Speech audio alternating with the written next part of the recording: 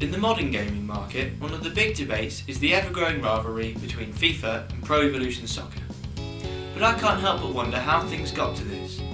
I still remember sitting on my Amiga 500 playing the revolutionary Sensible Soccer and absolutely loving it. Back then there were no debates about gameplay, realism, player faces or having the official team kits. Most of us were just happy enough to control our team of pixelated sprites to glory. So when did all this change? What was it that sparked our lust for realism? And who was it that pushed the limits for our playing pleasure? Well, stick with me as we take a look at the evolution of football games. Throughout the 80s there were many attempts at making a football game that worked. And they were all a bit rubbish really. But then arrived one game that would truly be remembered in footballing history. Dino Dini's Kickoff. At last the ball didn't stick to your feet and you could dribble it around like Diego Maradona. First released in 1989, this game was revolutionary and definitely put the bird's eye view on the gaming map. And I can't help but applaud their attempt to make the ball look 3D by inflating its size when a long ball is played. Snazzy. But just around the corner was John Hare's Sensible Soccer. Originally released on the Amiga in 1992, it was soon re-released on the SNES as the popular title Sensible World of Soccer Championship Edition, which truly put the franchise on the map, thus sparking the first football game fanboy rivalry. You can forget Leicester vs Forest or Liverpool vs Man U. This was Hare vs Dini, but there can only be one winner, and soon Sensible Soccer lifted the trophy triumph. It didn't last long though. I've come to the small town of Market Harborough, but not on a mission to buy fruit and veg. I've come to pay a visit to the massive football game enthusiast and manager of Blockbusters, John Perry, and he tells me he has a little treat in store. Hi John. Hi Chris, how are you doing? Yeah, I'm alright, nice to see you, nice to see you. Yeah, welcome to my store. This is Nick, my assistant manager. This is Mark as well, he works for me. Nice to meet you guys. Yeah. So what can I do for you? Well, I'm doing a documentary on the evolution of football games at the moment, and I've come here because I hear that you're quite a keen gamer. And yourself, a keen football fan. And a keen football fan, being a Sunderland fan, was it? Yeah, unfortunately I was born in Sunderland, so it's not all my own fault.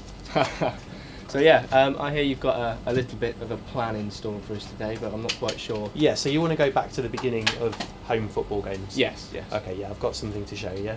You can come round and I've got a bit of a treat in store. Oh, fantastic, can't wait.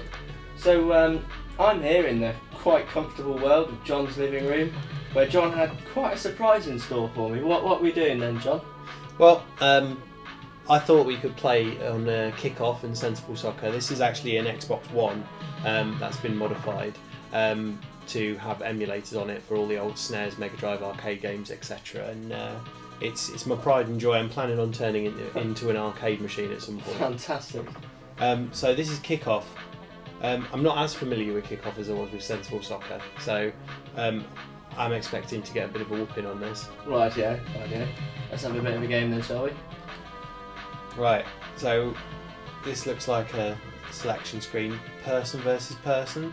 Yeah. So do we get to pick our teams? Apparently not, it just says Sheffield. I'll be Sheffield. And I'm Arsenal. From the looks of it. Oh, what happens if I click no? It goes back. Yeah, it goes back. So we've already established that the menu screens not as user friendly as FIFA. No. So why should we try an international match? That looks like the flags, I reckon. Think. Here we go. Here we go. Right. So I reckon I'm gonna be Denmark, we're the Vikings. Denmark, okay. Yeah. Who do you want to be? Oh, right, you've got to select my team. Yeah. Okay. Whoever you want me to be, I suppose. I'll be England. Okay. See if we can see any good names in there. Okay, so now I need to get to the tick. There we go. And again, humans versus humans. So you're Denmark. Yeah. Right.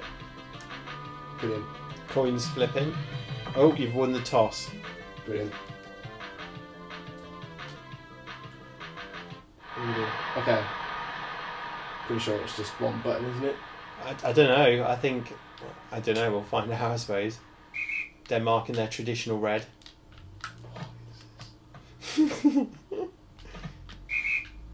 Oh, it's not even analog, is it?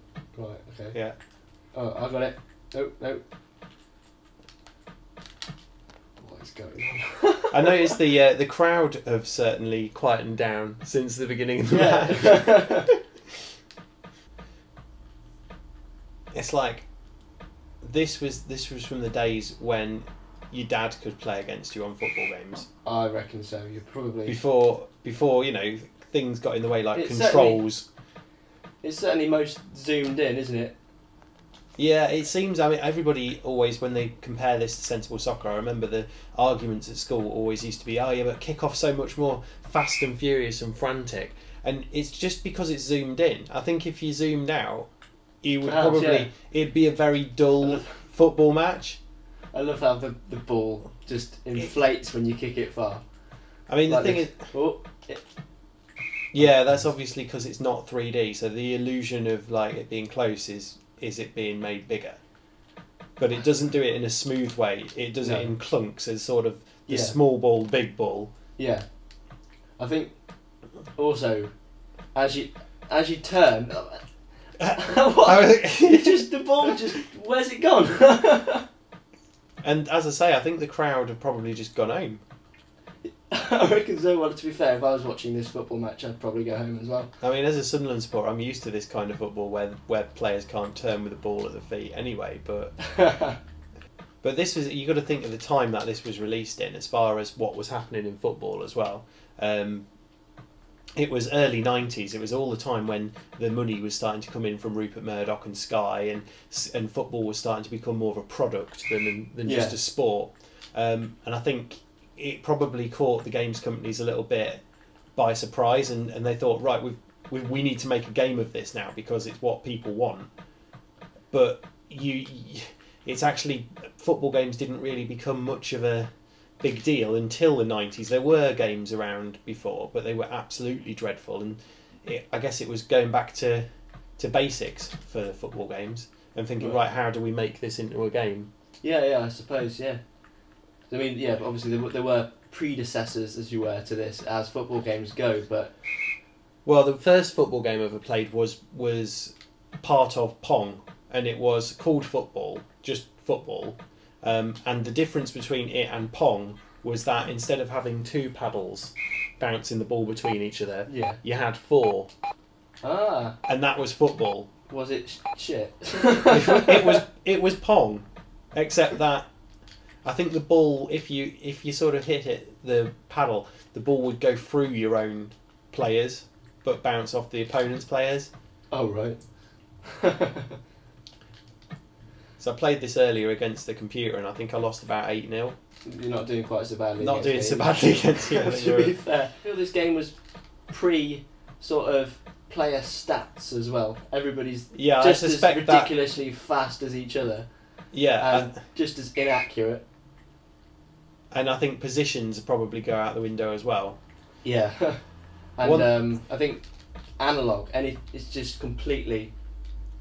Yeah, digital control. So you have 8 directions you can run in. But to be fair, analog controls on a football game didn't really come in until the last few years. I mean, even it was FIFA 10, was it? I think it was around FIFA 08. It was really the next gen consoles. It wasn't until FIFA 9, FIFA 8 when you could move in more than 8 directions, even with an analog stick. I was hoping someone might score.